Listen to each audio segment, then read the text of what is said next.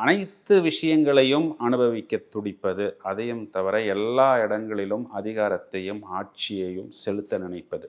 இப்போ நான் சொன்ன இந்த 3 விஷயங்களையுமே இவங்க கட்டுப்படுத்தி கொண்டாங்கன்னாவே ஆட்டோமேட்டிக்காக அவங்களுக்கு ஒரு சக்ஸஸ்ங்கிறது டிஃபால்ட் மோடில் வந்து விழுந்துவிடும். புதுசாக எந்த விஷயமும் பண்ண வேண்டியதில்லை, இருக்கிற விஷயத்த சரி பண்ணிக்கிட்டிங்கனாலே போதும் அப்படிங்கிறது. சரி, இப்போ இவங்களுக்கு வந்து வைநாசிகம் அப்படின்னு சொன்னால் அது எதன் அடிப்படையில் வரும்? அதற்கான கோவில் இது சுக்கிரன், சூரியன், சந்திரன், செவ்வாய். அப்போது அவிட்ட நட்சத்திரம் இதுதான் இவங்களுக்கு வைநாசிகமாக வரும்.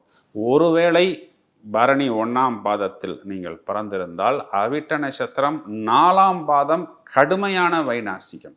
இல்லை அப்படின்னா நீங்கள் பரணி எந்த பாதத்தில் பிறந்திருந்தாலும் அவிட்ட நட்சத்திரத்தின் மேல் நிற்கக்கூடிய கிரகத்தின் காரகத்துவ பாவகத்துவ அடிப்படையில் பாதிப்புகள் ஹெல்த் வெல்த் ரீதியாக வரும்.